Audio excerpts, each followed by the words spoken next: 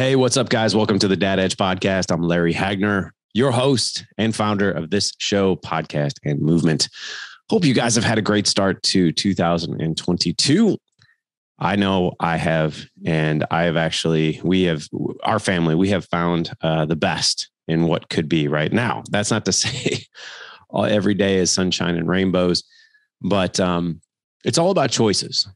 It's all about choices, and our family does own that. Now, I'm not saying every day is amazing, but what we've done here, especially in the new year in the past several months, is we have chosen to look at the good, despite things going on in the world that are uncertain. And I can tell you without a shadow of a doubt, I don't agree with everything that's going on in the world. I have my own stances and beliefs on that.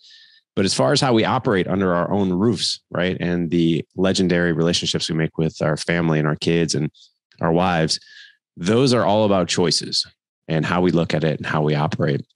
And as we start today, I have a quote today from my guest that I'll be interviewing today. And this quote is this: "The choices we make dictate the lives we lead. The choices we make dictate the lives we lead." He's going to explain that one a little bit. I have my own, obviously, views on that, which is a lot of men, I've been doing this work now for a long time, choose to let life manage them. And that's super unfortunate, because when that happens, we tend to feel overwhelmed, burnt out, stressed out. We do not have patience that we truly, truly want. So it's all about making choices that dictate the lives we want to lead. So I have an amazing guest for you guys today. He's a good friend. He's also in our Dad Edge Accelerator business mastermind, which is our mastermind dedicated specifically for dad business owners. We actually have, I know you guys have been hearing me talk about the Dad Edge Alliance for years, and you've heard me talk very little about our Dad Edge Accelerator business mastermind, which we've had for quite some time as well. And that's where we help dad business owners in 3 areas. And one is optimizing their business, right? Profits first, making sure that they're scaling their business, scaling their energy. We can talk more about that later on. Also cultivating an extraordinary marriage and an epic connection with their kids. And yes, dad business owners can have it all. And I've got a great guest for you guys today. And if you're watching us on YouTube, you can see his epic face sweater. Craig Risoli, good friend of mine. He is a husband of 10 years to Hailey. They have a total of 17 years being together, though. So lots of experience there. He is a father of 3, Dominic, who's 8, Sadie, who's 6, and Delaney, who's 3.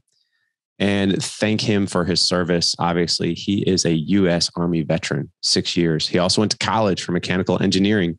He is the proud owner of High Speed Daddy ever since 2016, where they're making backpacks and gear. And I got to tell you, the best backpacks by far on the market. Me and my family, we have 3 of these things. We went to Disney with these things.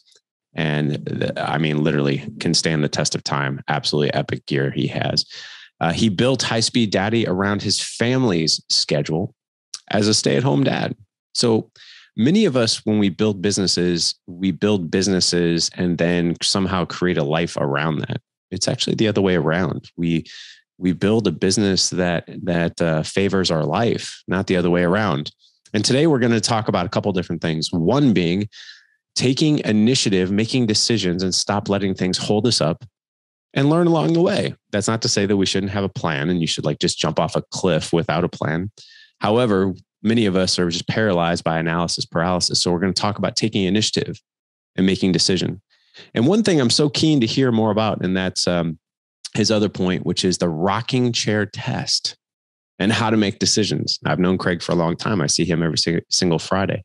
I see him in a rocking chair every single Friday. So I'm keen to hear about the rocking chair test, because my background, I've often had issues with overanalyzing decisions. So I'm keen to hear about that. So Craig, man, welcome to Dad Edge. It's great to have you on, brother. Dude, I am so stoked to be here. It's been a long time coming. We've been talking about this for probably way too long. Like April of last year, man. Yeah. Way too long. You know what it is? I think it's because our mission is exactly the same, right? Yep. we want to go out there. We want to help men, help dads become the best versions of themselves. And as much as people think that's cliche, whatever, blah, blah, blah, like it's a problem out there. Dads have problems. Men have problems. They don't always talk about it, but we've all got our own fair share of problems. And the thing is, a lot of our issues are pretty much the same in some instance, no matter what niche you're talking about. You're coming from a mastermind niche, we're coming from some products and stuff like that, but the same goal of helping men and dads connect with their families better, become the best versions of themselves so they can show up better for their loved ones, right? Like, I know it went around about, and we can sum it up with things like help men provide, protect, connect, like a little tagline of ours, or live legendary, right? Like we can sum it all up really close, but that's the general interest of what we're trying to get at here. So I think with us connecting, we're like, well, let's talk about something, that's doing the same thing, but coming from our own little points of view and whatnot. Right. So finally figured that out, and we're going to talk about that now, I guess. So, yeah, man, I'm excited for that. I do love how our brands do align just so well. And we do have that same mission, but, I'm curious before we jump into your points, like how does so mechanical engineering, right? Which, by the way, shout out to all you guys in the audience who are engineers. Like once, I don't know about, obviously you have a different brain than I do. Obviously I write and I speak and I create, like those types of things, and it's all based on words. I always joke with my wife, because my wife like loved algebra and so do a couple of my boys. And I'm like, I don't understand you guys, because as soon as you start mixing letters and numbers together, you lost me, because it has no logical reasoning in my brain. So engineering, and then obviously a veteran. What came first? So what came first was schooling. So, and I'll circle back around to this stuff. I joined the military at 30 years old. In the grand scheme of things, an old guy joining the military when the average age is somewhere between 17 to 22, 17 to 24, somewhere in there. Wait, I don't know if I knew that about you. No, probably not. So 30 years old, dude. So you show up, you've got like these 18-year-olds, like, and I was the oldest guy. I was the oldest guy in our company.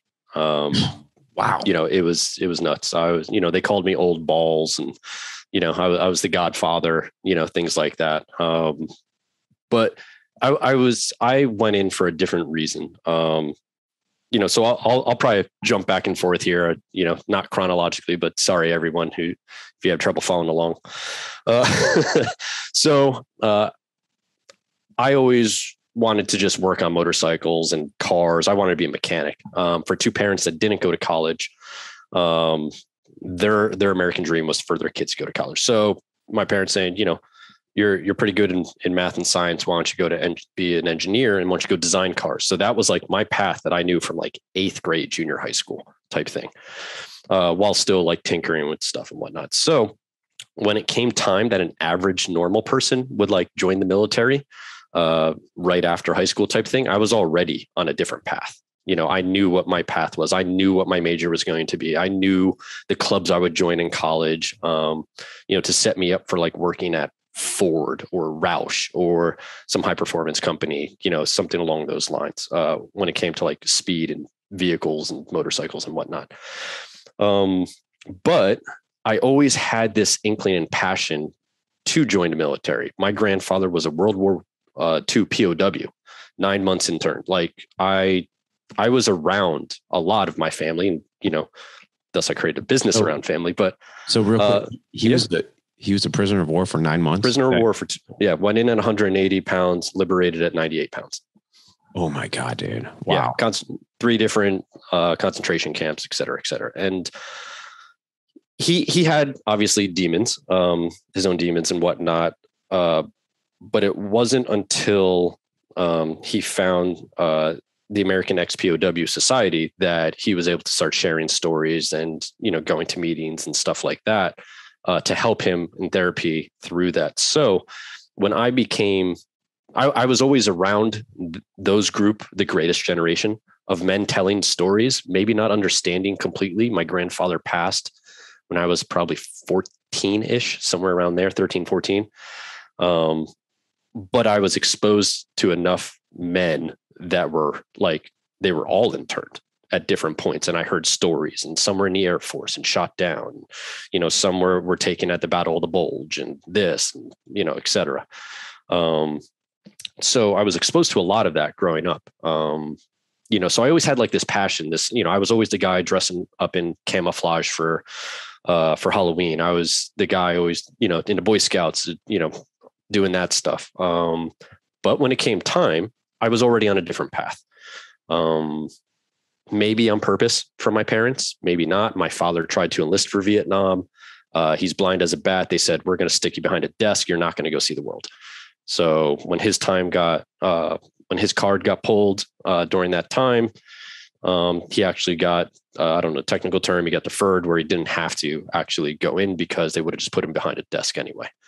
When my grandfather found out about that, really pissed him off, because grandpa was under the impression that he sacrificed enough for this country that my father wouldn't have to.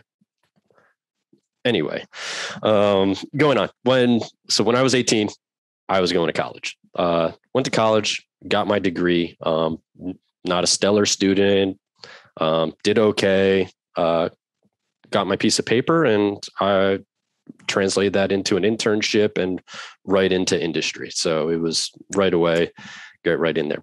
But as the years went on, I always had this, like, something would come around into my gut saying, investigate this. Now, obviously, this was all during September 11th. I graduated high school in 2000. So like a year later, September 11th pops off, and a whole different sets of emotions come through, but I was already on a path. So I stuck that out. And, as things went on, like I said, gut feeling, always wanted to do it, investigated numerous times with friends that were enlisted, with recruiters, and just never pulled the trigger because I was already on a different path. I was with someone, we had bought a house together, my now wife, and I didn't want to disrupt the atmosphere of the family and all that stuff.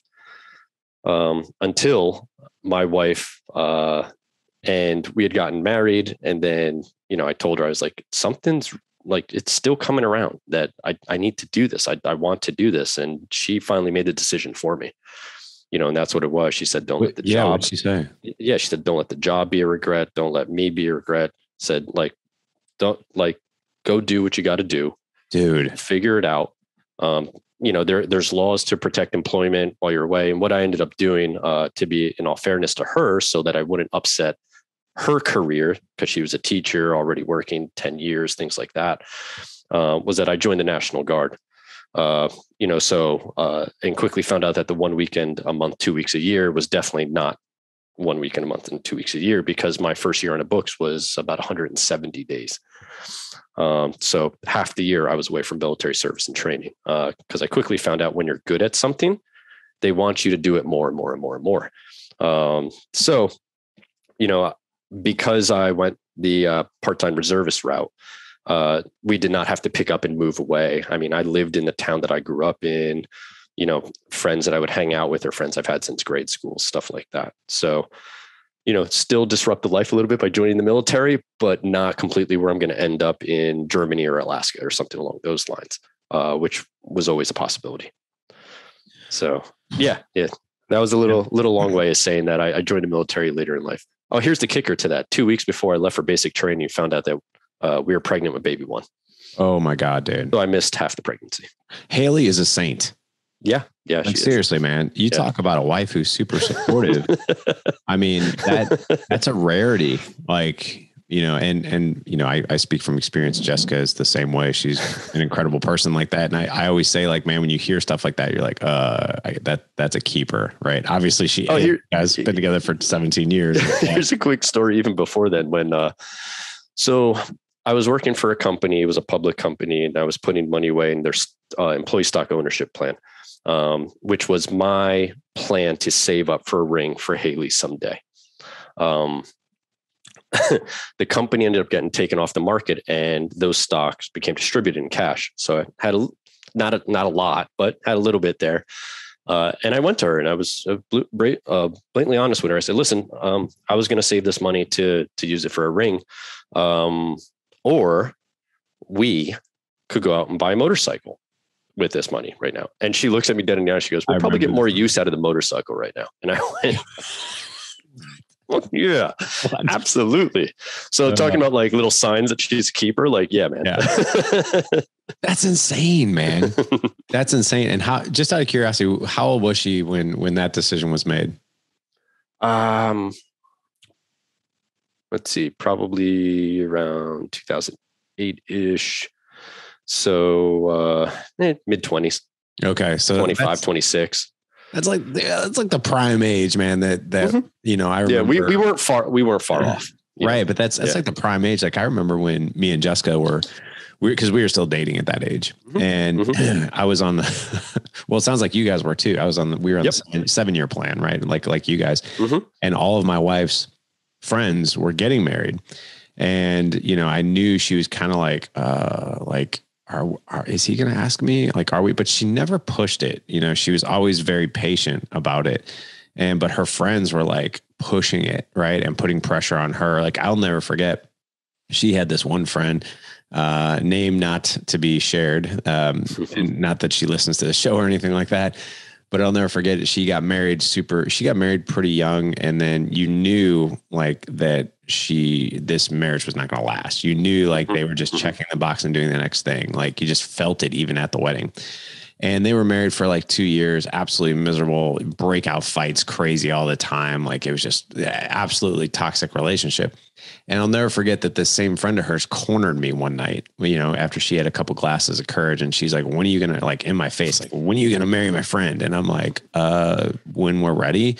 And she's like, you need to put a ring on her finger, blah, blah, blah, blah. And I finally just fired back and I was like, why? So I can be miserable like you? You know, I was just like, you know, I was really big on like, hey, marriage is not the next logical step and the next thing that we do. Marriage is the thing that we both feel really darn good about.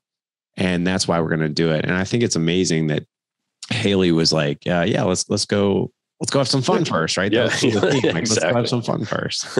But what an amazing supportive wife, man. I mean, that is a blessing. So, yeah. Especially, you know, going back to, you know, I'm away for, you know, 4 to 6 months, basic training, then follow up with airborne school right away, which she wasn't expecting and all that stuff. So gone for another 3-4 weeks, you know, things like that. You know, she wasn't by herself, but I wasn't around, right, for 4 or 5 months of that pregnancy. Right. And it was number 1. So like all unexpected, not knowing what to do, going to checkups by herself, ultrasounds and whatnot. And, for military families, it's kind of the norm, right? You go away on deployment, you're away 9 months a year, sometimes even longer, stuff like that. Or you're away for a training, like it happens. But when it's like your first time having the kid, or I'm away for basic training, it's not like I'm even on a deployment, you know, where she has exposure to military training and like life kind of already. This was like all first experience. Now, the good thing is very supportive network with family and friends all around that she was A-okay, right? No problems going on there. Her parents were a mile away. My brother and sister were very close. Again, we lived in the same town we grew up in, a very close friend network. So lots of support there, which was great for her. Not so much for me, because out of that whole time, I think I had 2 phone calls with her that were about 2 minutes apiece, and the rest was snail mail. So, you know, a week or 2 weeks to get out, a week or 2 weeks to get a response. So it's like like everything a month apart type thing. So, you know, it was very interesting, very, very interesting during that time. I think it's so cool that you followed your dream and you listened to that intuition, right? And many of us just shut that off. Many of us, you know, part of what I say on the show all the time is the quote is, you know, the definition of hell is meeting the man that you could have become when you're lying on your deathbed. And many of us don't listen. We shut that voice down. And we don't listen to like, hey, this is something in my life that has my attention and is maybe sparking me coming alive in some way, shape, or form. And we tend to stuff that down. We're like, it's ridiculous. I'm not going to do it. I'm 30 years old. I'm not going to join the military now. I'll be the guy with loose skin and old balls, like loose skin, old balls. It's just like in mind when you said that. But I think it's amazing that you shared that. I want to talk about a couple of your points that we're going to talk about today, which is making decisions, and maybe what we're talking about today, which making decisions, making decisions in the rocking chair. Did you start learning some of these things in the military? No, this was always me. Actually, I'm happy. This is a perfect segue into the rocking chair test.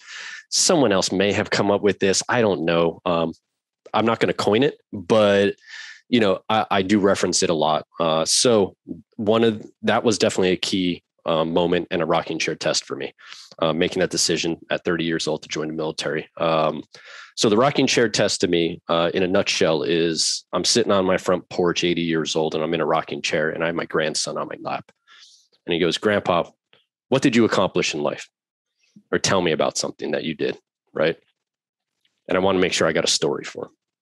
So, it is, yeah, right.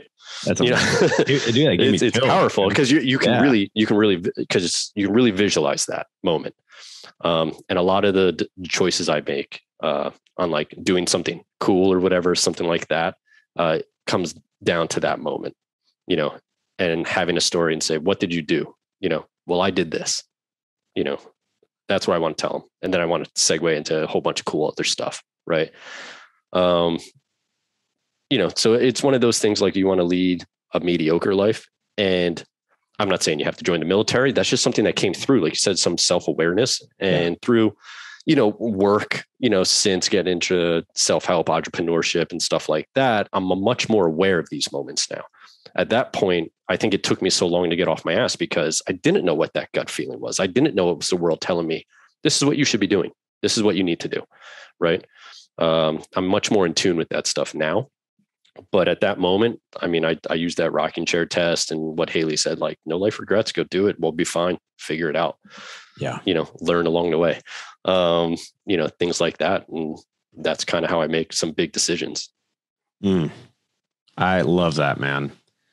I don't know what it was. It felt like a 2x4 of a wake up call. Cause I often, the way I make decisions are exactly that, I think about like, hey, would I regret this decision or what it is I'm about to go do? Would I be on my deathbed being like, man, I really should have done that, and to be honest, it definitely gets me fired up and it definitely gets me motivated. At the same time, like it pushes me into making a decision or taking action. And I'll just be really real by fear. Right. I'm like, okay, I don't want that. So I'm going to go do this. Right. And it's neither bad nor good. It just is. But the rocking chair decision where you're actually like, I'm picturing like holding my grandson or granddaughter in my lap, and what did you do with your life? That is something that if I were to make a decision would bring me joy. And I'd probably operate out of that decision through like, oh, I'm really excited about this, right? Not fearing not doing it, but really excited now about doing it because I think it'd be amazing to share it. So I appreciate you sharing that perspective because, I would say the way you and I make decisions is somewhat yin and yang, but I like that because you can tap into that as well. Yeah. There's a follow-up on that if on getting some feeling through it instead of just projecting forward. If some people have trouble doing that. And there's, I forget the gentleman's name. I listened to a podcast one time and he said, this is how I make decisions. He was the owner of a company called CD Baby. This was like 10, 20 years ago, maybe. I forget his name, but how he makes his decisions is, and I know we're kind of a family oriented program. I'll try not to curse, but I'll have to say this once because it was part of the quote. He says, every decision is either a fuck yeah, or it's a no. You have to be that excited to want to do something or else it's a no. Because if you're like, mediocre, wishy-washy back and forth, it's your body and the world coming through saying you don't really want to do it. And it's going to be a waste of time possibly, right? Everyone says, I don't have time. I don't have time. Well, if you start doing things and using that criteria around like, I am so excited to do this and I'm passionate, I want to do it. And you're trying not to come from the fear-based decision, then, it's a good way to focus your time and energy on stuff that you really want to do, not get sucked into all these other things. Like, you want to go to so-and-so's 65th anniversary party for a distant cousin that you've met once. Like, no, like I don't want to do that. And I'm sorry if that makes them angry, but I only have a certain amount of time here and I want to go spend it doing things and with the people that I'm really excited and I love. Right. So, that's another kind of decision thing right there. Maybe on smaller instances and not such big decisions, but that's something I use here and there as well. No, yeah. If it's not a hell yes, it's a no. I've heard that statement as well. Yeah. That's a great pulse check. If you think about it, like I remember working full time, and I remember being a part of like these corporate meetings, right? And you're just like, you literally want to gouge your eyeballs out with hot forks because you're like, and the question I kept asking myself during meetings like that is like, couldn't I be spending time doing something else that's more meaningful? Because this is not meaningful, right? Mm-hmm. But I think there's a part of you, I know this, that when we're not doing things that make us come alive, now granted, there's some unselfishly, there's going to be some things that we have to do. But I think for the majority of the time that if we're not doing those things, then a part of us is dying to some degree, right? We sort of feel like, which is one of your points today, which is not necessarily being like a slave of your time, but it's like, taking initiative, stop letting things hold you up and learn along the way. Right. Which is one of your points. But I think, a lot of us, we tend to let life manage us and we do these things that don't bring us a lot of joy, that it's not really the things that we want to do. And unfortunately we just sort of let life then manage us versus us doing that. But when it comes to taking, now listen, you've done some things and you've made some big decisions, right? I look back on your life and, the military is one, obviously marriage, and then High Speed Daddy. And High Speed Daddy is just like, it's a radically successful company, and I love the mission.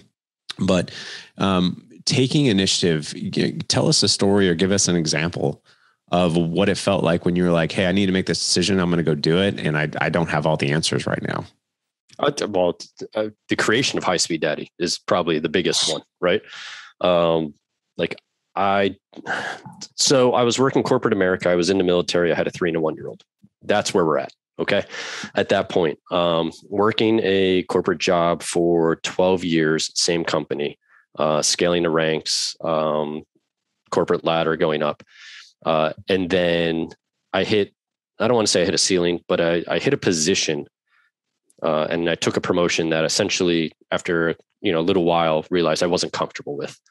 And then within the next year, my reputation within the company, my status and all that started to dwindle. I was away from military service. They started giving me flack for that.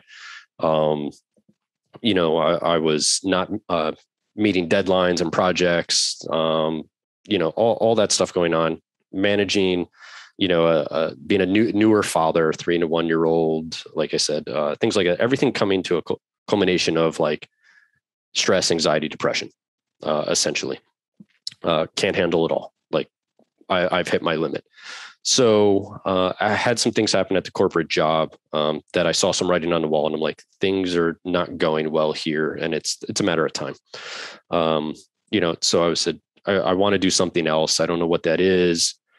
And I started going deep into figuring out how to possibly do consulting, start my own business, this and that. I always had some version of entrepreneurship kind of within me, dabbled here and there in the past. And I came across something along the lines of how to develop a product and sell it e-commerce. And I'd always been involved with Craigslist, eBay. So I kind of knew some e-commerce stuff already. Which is your list anyway. You own that, right? What's that? Craigslist. Oh, yeah. Absolutely. That's yours. Yeah. You just don't tell anyone that because, I'm still working hard right now. So. Right. It was a rocking chair decision. Yeah, exactly. So, I'm trying to figure it out. And, between my mechanical engineering degree and the job and experience through that, I was working in new product development already, bringing products to fruition and stuff like that. I knew certain ideas. I knew how to create a product. I knew quality control. I knew sourcing, procurement, things along those lines, but sales, marketing, and all that stuff, I had no idea about. I had no idea how to do a website. I had no idea how to, do email lists and all that stuff. But, I had gotten to the point where the pain was high enough staying there that I knew something needed to change. So as Tony Robbins says, everyone's either chasing pleasure or avoiding pain. For me, this was the avoiding pain. Broke down in front of the wife, said, listen, I can't do this anymore. Like I'd honestly rather go pump gas than do this. And hey, if you're happy pumping gas and that's cool and you want to do that, like I am all for that. That's your passion. Good deal. I was just using it as a reference, but I was done. I was done. So it was a little while after that and going deeper into creating my own products and whatnot that I came across a way of basically like not a mastermind, but like a group of people that would sell stuff on Amazon. So the Amazon selling community. And I said, this is really neat because I know Amazon's starting to blow up. I know I can develop a product. I just don't know what that is. And if I go really deep there, I know I can probably get involved and do okay. And if I make, 30 grand a year, I'll be really happy.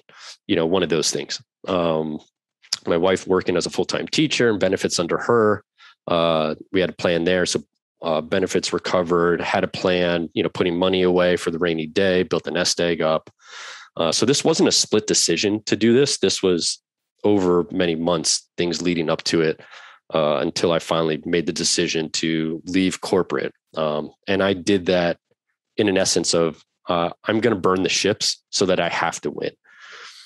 So, I think that was Cortez that did that, and said that. So what happened was I left corporate America in October of 2016. This is after I'd already had the product idea, started the sourcing, started the prototyping and stuff like that. And we did not sell a product until February of 17. So I left my comfort of a 6-figure corporate American job without even selling a product and knowing if it would be successful or not. That was a big risk. That was we're going to take initiative and we're going to figure out how to do this. This is not, I'm going to buy a course, which you can obviously go do and things like that. I'm not going to go hire a mentor right now. This was, I know I need to make this work. What do I need to go to do that? What are the steps? What's the process? And then on the whole backside of it is, how do I include this as being a stay-at-home dad? Because I was away so much for the first 3 years of my son's life and the first year of my middle daughter's life that I want to be around and I want to raise my kids how I want to raise them, not just pass them off to others. And again, I'm okay with that if that works for you and your family and schedule and stuff like that. For me, I personally wanted to be overly involved because I had missed so much. So selling a product on Amazon and not trading time for dollars, such as a service-based business, I was able to create something that I could be a stay-at-home dad and still sell products online and make things happen around the schedule of running kids to daycare or nursery school or doctor's appointments or buying food or cooking dinner or making lunches, getting kids on the bus, getting kids off the bus, et cetera, which is what I've been doing over the last 5 years. That's ballsy, man. That's freaking ballsy. Now, you mentioned that your guys in your unit called you old balls. I would call you big balls, man, because that takes some big balls to do that. Wow. So, we've already pretty much have agreed that Hailey is like a saint, right? Mm-hmm. So, yeah. What was it like with her in the background when she was like, yeah, I totally believe in you? Or was she like, I'm a little nervous, Craig. I know you got Craig's list and you own that. And we're doing well there, but I don't know about this. What was that like? So I promised her that we would not change our family's way of life drastically, such as we still had cable, but maybe we cut out HBO. Like we cut back on things, but I promised her, like, we're still going to go on family vacation.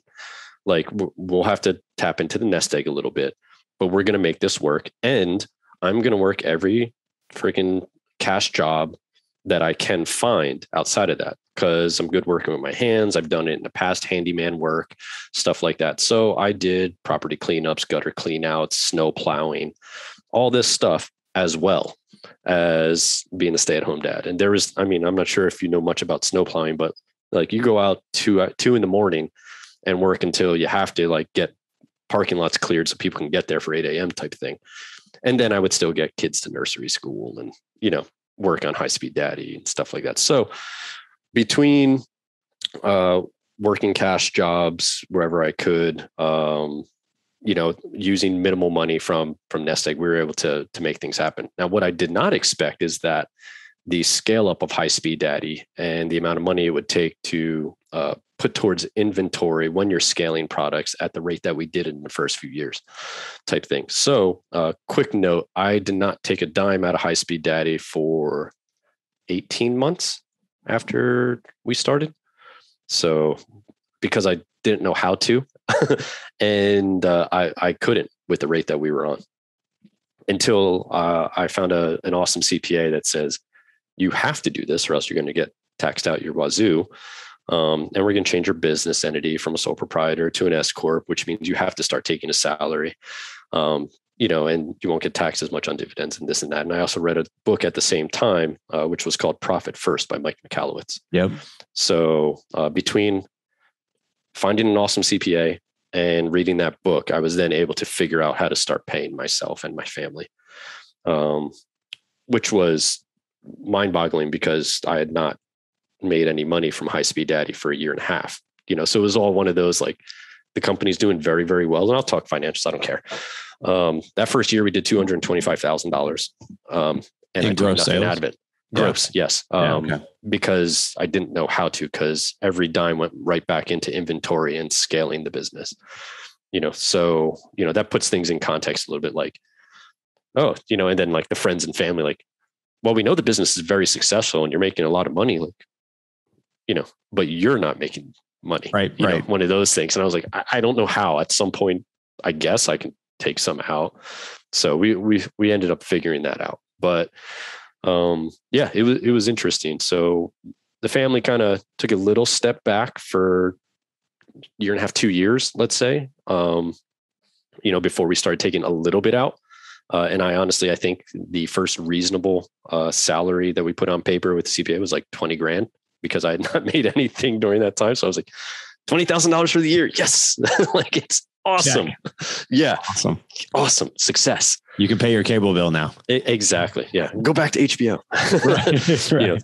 That I wasn't watching TV anyway at that time, because then you start to really like, oh, well, all my time needs to be, allocated elsewhere.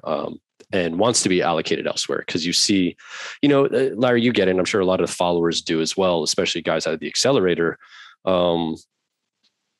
You do get out what you put in to your business. The more time and energy when you're working on the correct things, or you're reading the right books and you're implementing the right strategies and SOPs and things like that, you do get a return on that investment. So when it comes down to, do I want to go watch, go watch a sports game on TV, or do I want to go read 50 pages in a book, or vice versa, watch TV or go spend that time with my kids? Like, I know what my priorities are. I'm going to go do something else because I can take that knowledge or that connection and double down on that. It's funny, is I just saw this thing on social media this morning. It said that the average American spends 5.5 hours per day to watch TV and 2 minutes doing any type of exercise. So I think it's fascinating. Like, I think what you did here, and for those of you guys obviously in the audience who are listening, what you did is you deliberately audited your time, right? You really understood, like, hey, here's my time. And by the way, man, mad props to you. I didn't know you were doing those types of jobs while you were building High Speed Daddy. Like, I think, obviously if anybody's a fan of High Speed Daddy and they see your gear and they see the quality and they see how successful the business is, they're like, oh, well, it's probably, didn't take a whole lot of work. It didn't take a whole lot of grind. And there was a shit ton of grind. Oh yeah. Behind what you were doing. And by the way, I want you to talk about, were there ever times, because Craig, you and I have known each other for almost a year, and you come across to me as, like, the best way I can describe it is like this silent assassin of dedication. Like, were you, and I don't know if you got that from the military. I don't know if you maybe learned that from your own parents growing up, but you put your head down and you just freaking go. Right. But you're not boisterous about it. You don't call attention to it. You just do it. But was there ever any time when you were building this where you were scratching your head and maybe it was 2 a.m. in the morning when you were plowing, a parking lot full of snow? You're like, what am I doing? Like, is this maddening or no? No, I know what I'm doing. I knew what I was doing. So in a grand scheme of things, as soon as I left corporate America, I already won. And I always kept that in my head because I wanted to be that stay-at-home dad. And for those that think the stay-at-home dad life is nice and peachy keen and all that stuff, like Larry, you can attest to it. Like, no, it's not. Like, it's cool in ways, and it's a very hectic and stressful in other ways, right? Because you're spending, imagine all those times and the meltdowns of kids that happen and stuff like that. Like, I hate using, the terminology of like Mr. Mom, but, put yourself in the position of a stay-at-home mom and having to drive. Cause like I was the lone dad picking kids up at nursery school, right? Where all the moms were gathered together, talking amongst things. And I was standing off to the side, right? Like there was part exclusion that happens in that because it's weird. Like, what are they thinking? Like, oh, why is he here? He can't get a job, this and that, or blah, blah, blah. Now, like these are stories that happen in your head, but it does happen. Right. But I always knew like, no, I'm creating an awesome business and legacy for my family. And I'm spending all this time with my kids. And that's awesome. Right. Like I wake up early, I get my exercise in and, journaling and stuff like that. I get the kids off, the wife's out the door, get the kids to where they need to be. Cool. I've got 2 hours to get work done. All right. Have lunch real quick, pick kids up, deliver them to the next spot, or they come home depending on the day. This is the nursery school days. All right, cool. I've got another time block of an hour or hour and a half here. Cool. Wife comes home, making dinner, food's on the table, kids brush teeth, bath, this and that. They're in bed, 8 p.m., 9 p.m., work until I can't keep my eyes open anymore. Like that was a schedule for 2 years, intermingling, cash jobs and this and that and blah, blah, blah. But faith was a big thing of it, right? It's going to work out. It's on the right trajectory. We're going to figure this out. If there's something I don't know, I'm going to go learn it, which comes back to the initiative portion. Like you have the world at your fingertips in a phone right in front of your face to look up whatever you need to at that moment. Yep. Now, I think people get paralyzed when they start predicting ahead too much. Like, how am I going to do all this? Well, what do you have to get done today? What's that one thing? Do I just have to send one email today? Good. Today's a win. Like whatever's on your list of things to complete for that day, that should only be 1 to 3 things to get done for the day. Like it's a win. Accept that as a win. Love the rest of your day. Yep. Move on to the next, because you really don't know if the next day is going to be there or not. It's true. So it's get that done. Spend time with the people that you love spending time with, and do that. But I think the faith, tenacity, military for me, going back to your question, confirmed a lot of things with dedication and hard work and pushing forward and getting stuff done. Such as, they push you to your braking limit and stuff like that. My braking limit just happened to be a little bit further than others. Right. So, when it came to PT and exercise, like I already had Goggins in my head without even knowing Goggins. Like, nah, bro, you're only at 40%. Keep going. One of those things, like just endure a little bit more pain, put a smile on your face, piss people off and keep going. I like it, man. I like it. It comes back to what's your why? Right. Why are you doing it? Why are you doing it? Yeah. I want to switch gears just a little bit because I want to talk about raising kids. Now you have 2 boys. No, older boy, 2 younger girls. I'm sorry. Yeah. Older boy, 2 younger girls. The thing that I really want to talk about is how do you go about raising Dominic, right? And then how do you go about raising Sadie and Delaney, your daughters? And I would love to hear about the similarities of how you go about it. But then also what's most important to you to raise a young man and also raising young women? Still learning. That's the best way I can answer that, is still learning. And I'm my biggest critic. I constantly, I have my techniques. I've learned a lot from the Accelerator and Alliance group and stuff like that. And that's exactly why I'm part of your group, is to continue to learn and help me through some of the things that I haven't done as good as I wanted to. Right. But I understand that each kid of mine has their own personality and like their love language and stuff along those lines. But I'm trying to raise them the same. And what I mean by that is, for example, Jocko Willink's The Way of the Warrior Kid books, right? Like I read that to all my kids, not just my son.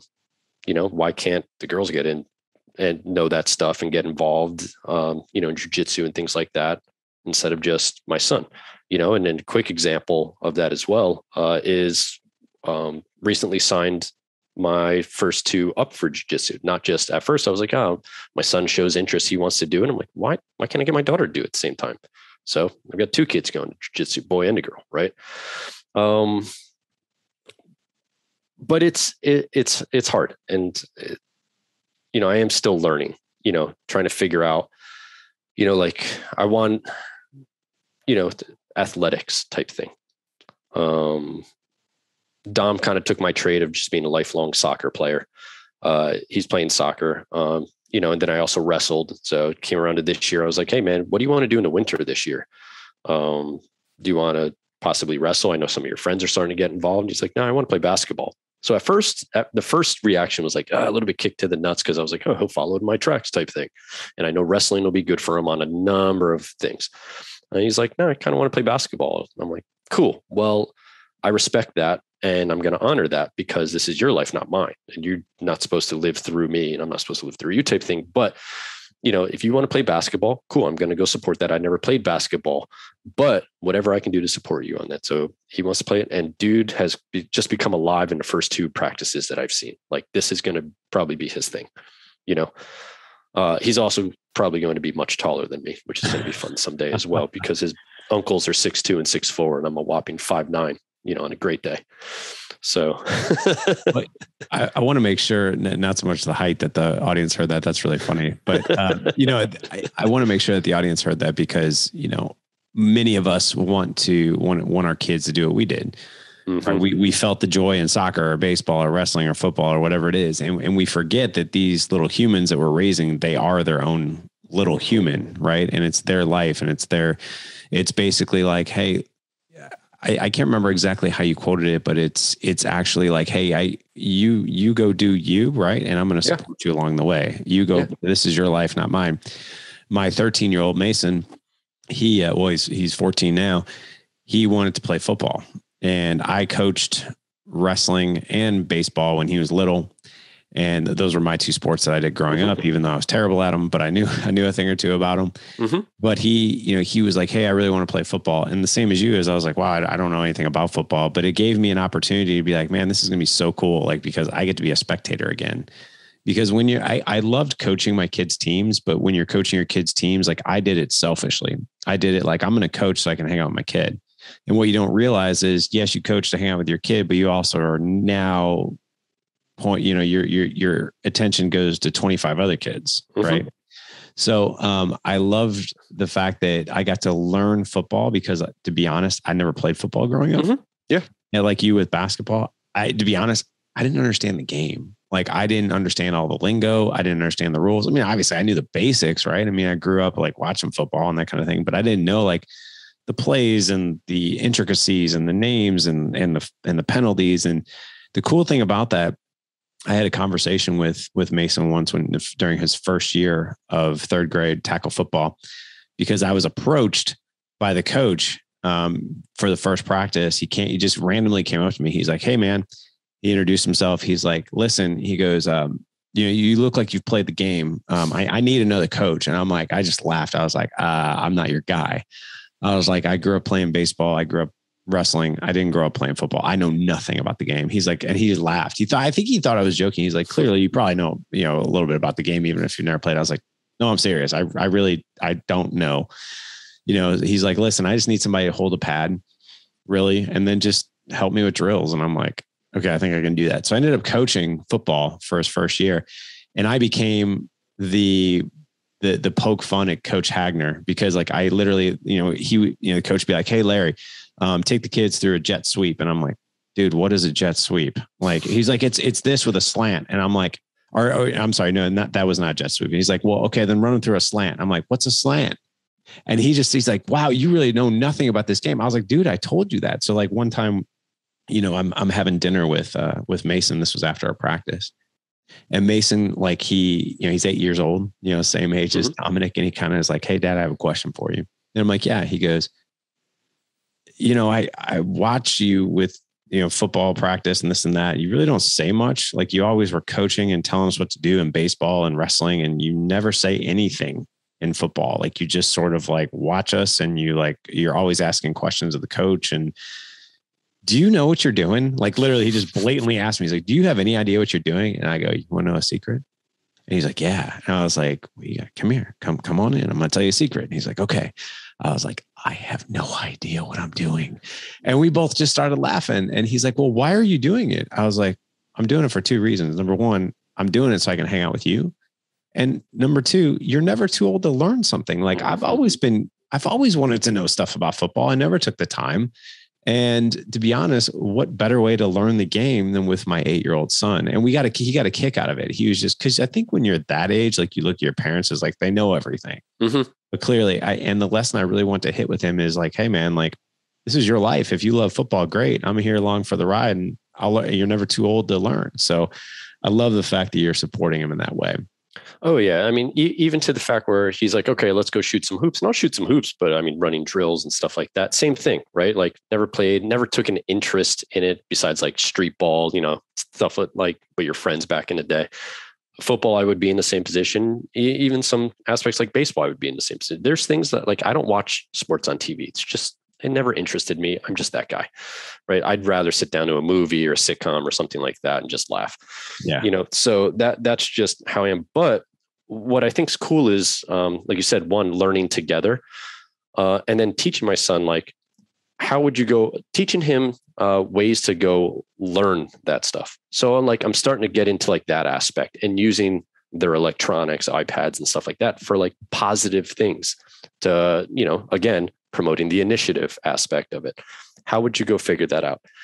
Oh, I could go look that up on my computer. Yes, go do that. Hey, Dad, what keywords? And I'll help them out along those lines and whatnot. But that's teaching them like autonomy and autonomy and like being able to figure these things out on his own, so that he doesn't have to, get caught in like a fight, flight, or freeze where he's just like, I don't know what to do. I'm just not going to do it.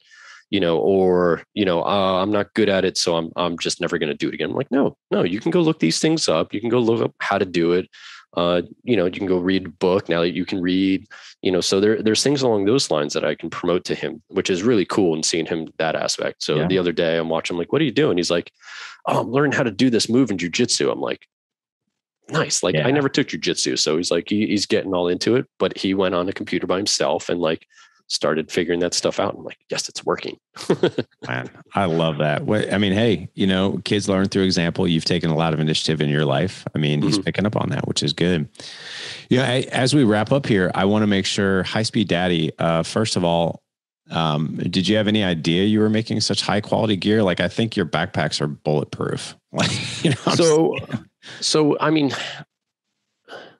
I built High Speed Daddy on a premise that good is good enough, such as I didn't want to get held up in analysis paralysis and not knowing how to do something, this and that. And I did something, created the website, right? Like, I did it myself. I know it was not perfect by any means, but it was up and it was on the internet. Like, good is good enough, on to the next, because you can always come back and revise something. So when it comes to our products, that's the only thing that I didn't say that to myself, like, good is good enough. I really put time and effort into designing and using specific materials and stuff like that.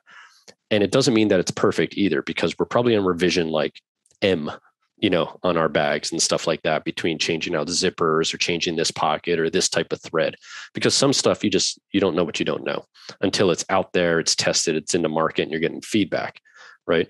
So the whole good is good enough, such as, I have the lead magnet up and it's connected to MailChimp, and I'm like, cool, I'm getting email addresses, but I'm like, this is ugly, it's horrible.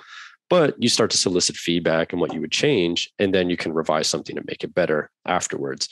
We try to hit the perfection on the products from the beginning, but we solicit feedback, we get information.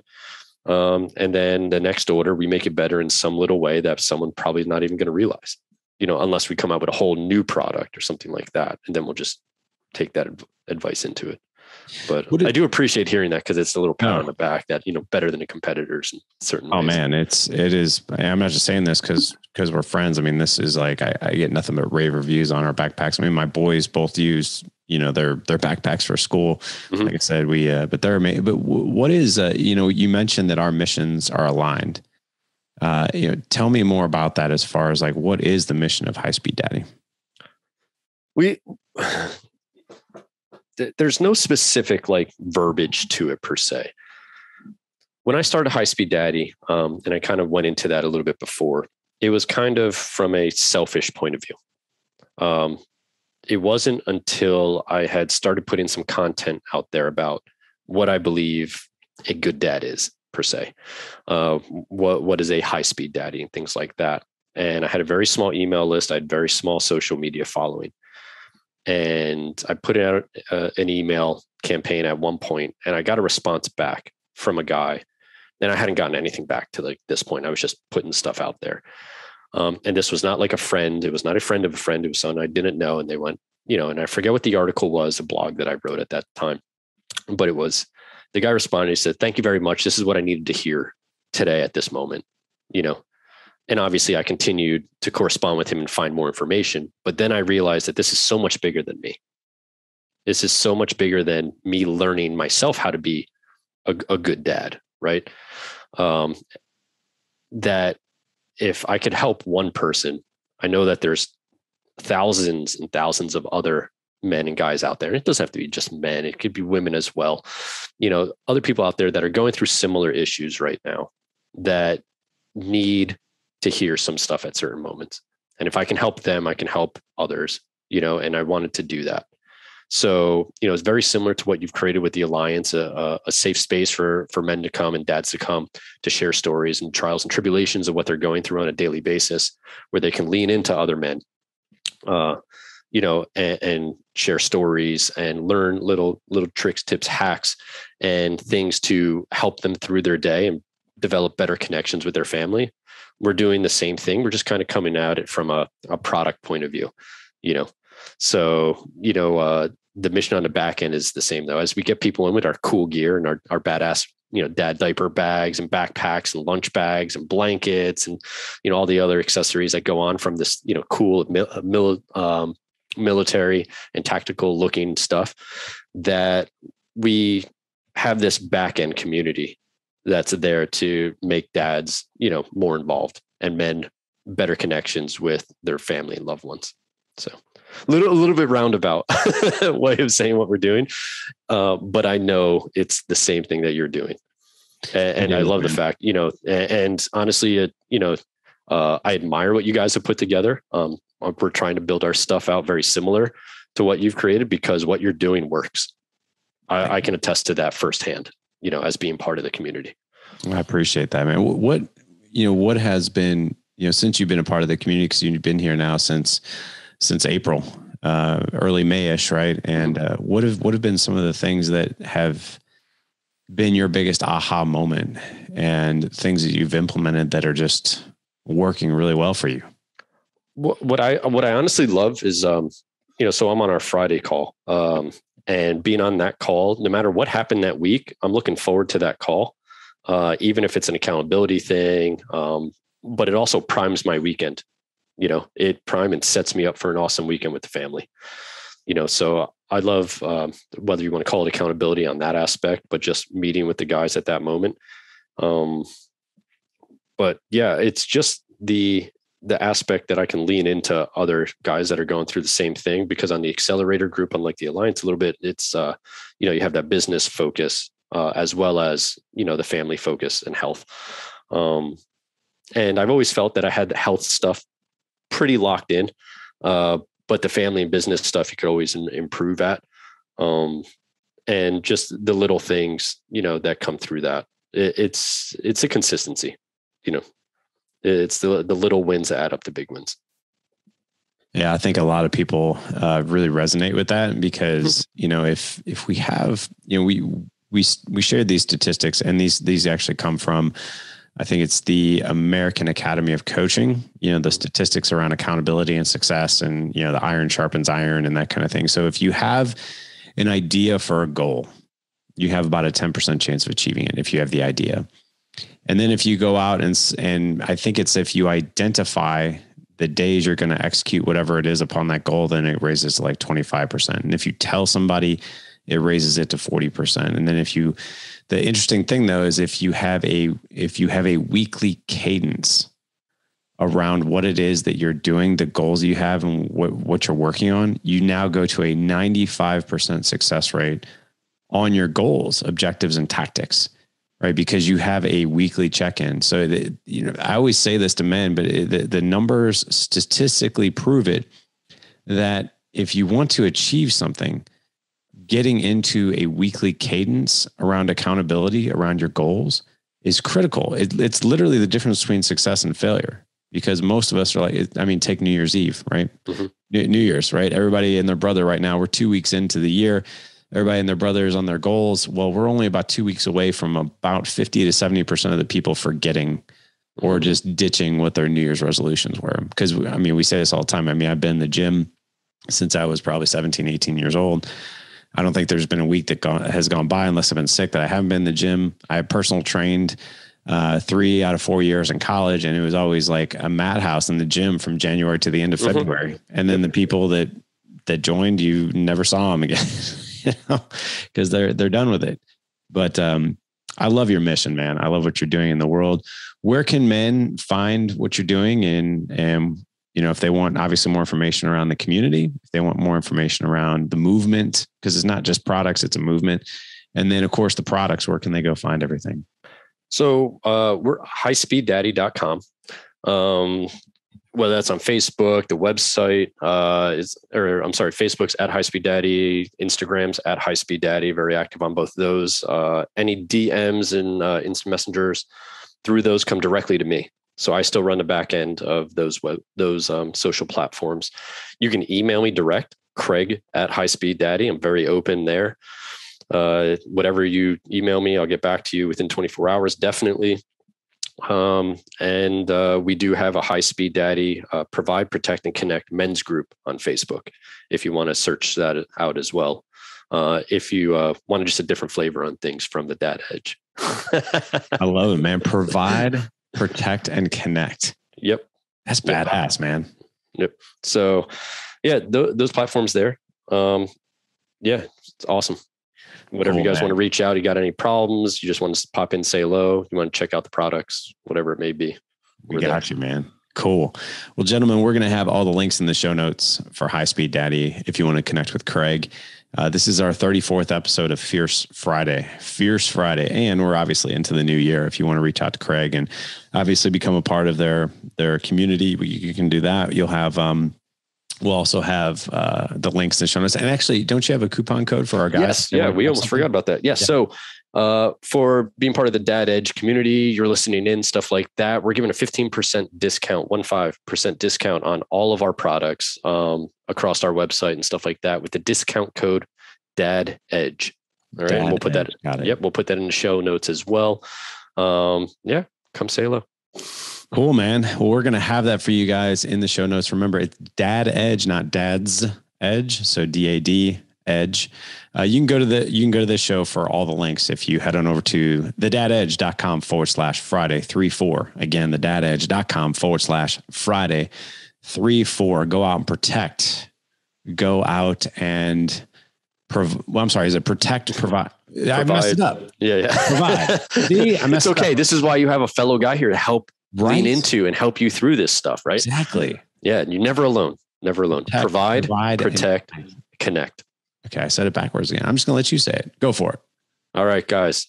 Come check us out. Provide, protect, connect. Got it.